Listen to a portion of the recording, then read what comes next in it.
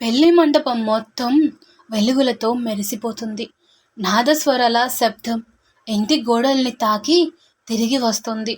పూల సువాసన గాలిలో కలిసిపోయి ప్రతి ఒక్కరి ముఖంపై ఆనందాన్ని రాసేస్తుంది.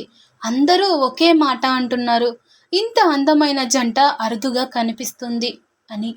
మండపం మధ్యలో కూర్చున్నాడు అర్జున్. తెల్లటి పట్టుపంచ, కళ్ళల్లో కలలు, పెదవులపై చిన్న నవ్వు.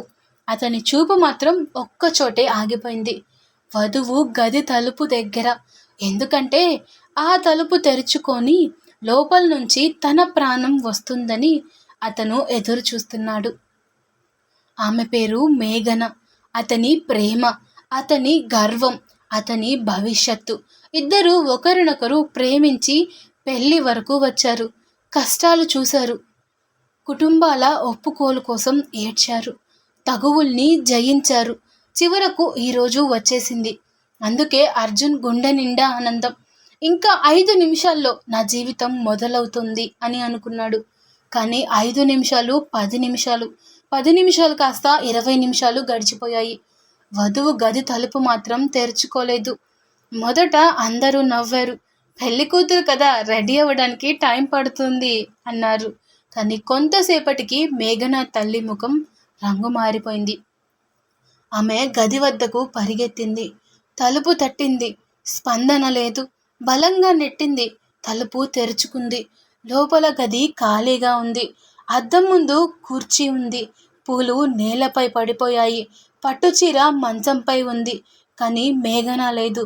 ఆ ఒక్క క్షణంలో ఇల్లు మొత్తం శబ్దం ఆగిపోయింది. నాదస్వరాలు మౌనమయ్యాయి. నవ్వులు చచ్చిపోయాయి. గాలి కూడా కదలకుండా నిలిచిపోయింది. మేఘనా అని ఆమె తల్లి కేక వేసింది. అర్జున్ కాళ్ళు వణికాయి. అతను గదిలోకి వెళ్ళాడు. చుట్టూ చూశాడు. టేబుల్ మీద ఒక కాగితం కనిపించింది. కంపిస్తున్న చేతులతో తీసుకున్నాడు. నన్ను క్షమించు అర్జున్, నేను ఈ పెళ్ళి చేసుకోలేను అని ఉంది. ఆ లైన్ చదివిన క్షణంలో అతని లోకం కూలిపోయింది. బయట ఉన్న బంధువులు గుసగుసలు మొదలుపెట్టారు. ఎవరితోనో పారిపోయిందంట. ఇంత అవమానం చేసింది ఆ పిల్ల. ఆ అబ్బాయి దురదృష్టవంతుడు అని మాటలు మొదలుపెట్టారు. అర్జున్ మాత్రం ఏమీ మాట్లాడలేదు. కళ్ళల్లో కన్నీళ్లు కూడా రాలేదు. అంత పెద్ద బాధకి కన్నీళ్లు కూడా భయపడిపోయి ఉంటాయి. ఆ రోజు అతను ఒక్క మాట కూడా మాట్లాడకుండా మండపం నుంచి నడుచుకుంటూ బయటకు వెళ్ళిపోయాడు. వెనుక తల్లి ఏడుపు, తండ్రి నిస్సహాయత, బంధువుల చూపులు అన్నీ విన్నాడు. కానీ తిరిగి చూడలేకపోయాడు. ఆ తర్వాత అర్జున్ జీవితం మారిపోయింది. ఒకప్పుడు నవ్వుతూ ఉండే అబ్బాయి ఇప్పుడు మౌనంగా మారిపోయాడు. స్నేహితుల్ని దూరం పెట్టాడు. ప్రేమ అనే మాట విన్నా కోపం వచ్చేది. పెళ్ళి అనే మాట విన్నా గదిలోంచి బయటకు వెళ్ళిపోయేవాడు. రోజులు నెలలయ్యాయి. నెలలు సంవత్సరాలయ్యాయి. అతని తల్లి ప్రతిరోజు ఒక్కటే అడిగేది, బాబు మళ్ళీ జీవితం మొదలుపెట్టు అని. అతను ఒక్కటే చెప్పేవాడు, అమ్మా ఒక్కసారి విరిగిన గాజు మళ్ళీ అలాగే ఉండదు అని అనేవాడు. 8 ఏళ్ళు గడిచిపోయాయి. అర్జున్ ఇప్పుడు పెద్ద వ్యాపారవేత్త అయ్యాడు. డబ్బు ఉంది, గౌరవం ఉంది. కానీ హృదయం ఖాళీగానే ఉంది. ఇంట్లో పెద్ద ఇల్లు, కానీ నవ్వు లేదు. డైనింగ్ టేబుల్ పెద్దది, కానీ ఎదుట కూర్చునే మనిషి లేదు. గదులు ఎన్నో, కానీ మాట్లాడే ఆత్మ లేదు. ఒక వర్షపు సాయంత్రం అతను ఆఫీస్ నుంచి ఇంటికి వస్తున్నాడు. రోడ్డు ప్రక్కన బస్ స్టాప్ దగ్గర జనాలు నిలబడి ఉన్నారు. అతని కార్ సిగ్నల్ దగ్గర ఆగింది. అక్కడ అతని చూపు ఒక్కసారిగా నిలిచిపోయింది. ఒక మహిళ, చేతిలో చిన్న అమ్మాయి, వర్షంలో తడుస్తూ నిలబడి ఉంది. ఆమె జుట్టు తడిచిపోయింది, ముఖం అలసిపోయింది. కానీ ఆ కళ్ళను అతను ఎప్పటికీ మర్చిపోలేడు. ఆమె మేఘన. అర్జున్ గుండె ఒక్కసారిగా గట్టిగా కొట్టుకుంది. 8 ఏళ్లుగా మృతంగా ఉన్న జ్ఞాపకాలు ఒక్కసారిగా లేచాయి. సిగ్నల్ గ్రీన్ అయింది. వెనక కార్లు హారన్ కొట్టాయి. కానీ అతను కార్ పక్కకి తీసి దిగిపోయాడు. వర్షంలో నడుస్తూ ఆమె దగ్గరకు వెళ్ళాడు. మేఘన కూడా చూసింది. అతన్ని గుర్తుపట్టింది. చేతిలో ఉన్న చిన్న పాపను గట్టిగా పట్టుకుంది. ముఖంలో భయం, సిగ్గు, బాధ. అన్నీ కలిసిపోయాయి. అర్జున్ అని మెల్లగా పలికింది. 8 ఏళ్ల తరువాత అతని పేరు ఆమె పెదవుల నుంచి బయటికి వచ్చింది. అతను అడిగాడు, ఎందుకు వెళ్ళిపోయావు అని. ఆ ప్రశ్నలో కోపం లేదు, కానీ 8 ఏళ్ల నిశ్శబ్దం ఉంది. మేఘన కళ్ళల్లో నీళ్లు నిండాయి. ఇక్కడ కాదు అంది. అర్జున్ వారిని కారులో కూర్చోపెట్టాడు. దగ్గరలోని ఒక చిన్న కాఫీ షాప్కి తీసుకెళ్ళాడు. పాపకు వేడి పాలు ఆర్డర్ చేశాడు. ఆ చిన్నది అమాయకంగా నవ్వింది. ఆ నవ్వు అతని గుండెను తాకింది. కొద్దిసేపటి తరువాత మేఘన మాట్లాడడం మొదలుపెట్టింది. పెళ్లికి ముందు నాన్నకు పెద్ద అప్పు వచ్చింది. మా ఇంటిని స్వాధీనం చేసుకుంటామని బెదిరించారు. ఆ అప్పు ఇచ్చిన వ్యక్తి నన్ను పెళ్లి చేసుకుంటే అన్నీ క్షమిస్తానన్నాడు. నేను నిరాకరించాను. కానీ నాన్న గుండెపోటుతో పడిపోయాడు. అమ్మ ఏడ్చింది. నేను ఏం చేయాలో అర్థం కాలేదు అని చెప్పింది. అర్జున్ నిశ్శబ్దంగా విన్నాడు. నీతో చెప్పాలని అనుకున్నా, కానీ నీ జీవితం కూడా నాశనం అవుతుందని భయపడ్డాను. అందుకే పెళ్లి రోజు వెళ్ళిపోయాను అని చెప్పింది. అతన్ని పెళ్లి చేసుకున్నావా అని అర్జున్ అడిగాడు. మేఘన తల వంచింది. అవును, కానీ అతను మద్యం తాగేవాడు, కొట్టేవాడు, డబ్బు కోసం వేధించేవాడు. 2 ఏళ్లలో చనిపోయాడు. అప్పటికి నా చేతిలో ఈ పాప ఉంది అని చెప్పింది. అర్జున్ చూపు ఆ చిన్న అమ్మాయి వైపు వెళ్ళింది. పేరేమిటి అని అడిగాడు.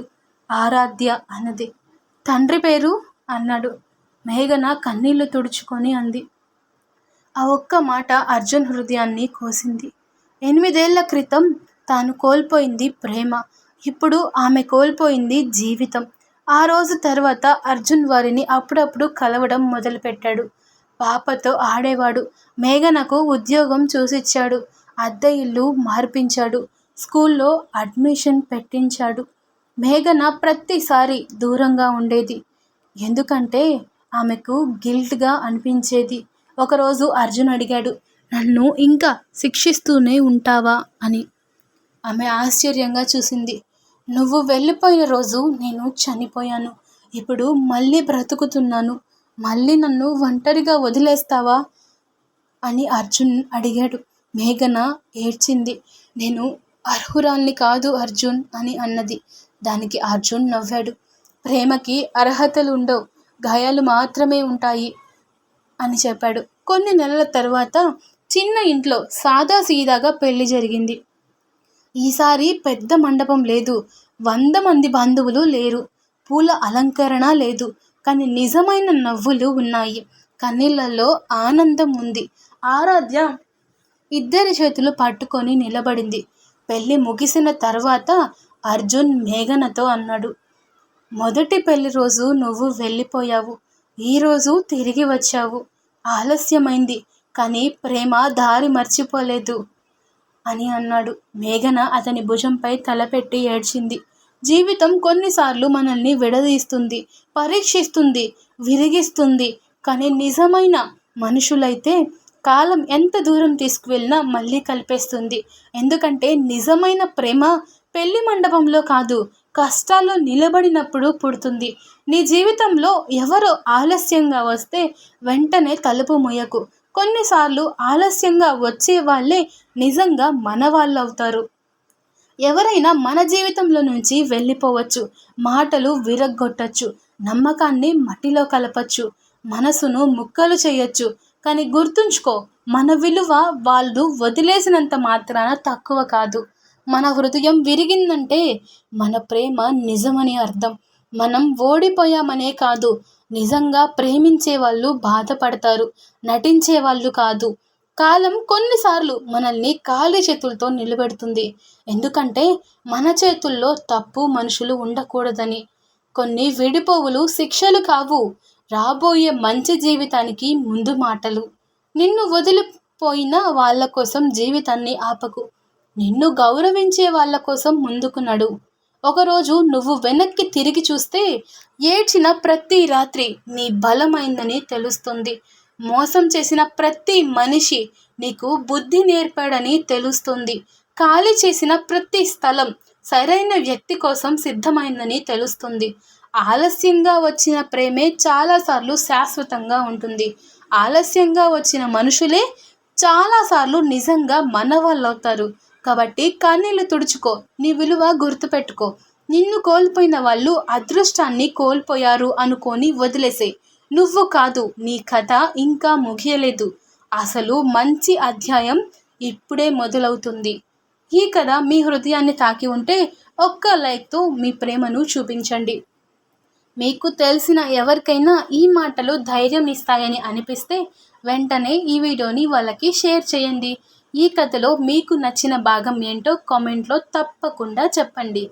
ఇలాంటి మనసును కదిలించే భావోద్వేగ కథలు, జీవిత సత్యాలు, హృదయాన్ని తాకే సందేశాలు ప్రతిరోజు చూడాలి అనుకుంటే ఇప్పుడే మన ఛానల్ని సబ్స్క్రైబ్ చేసి మన కుటుంబంలో భాగం అవ్వండి. మీ ఒక్క సపోర్ట్ మాకు చాలా ఇంపార్టెంట్. మా తదుపరి కథకి బలం. Thank you.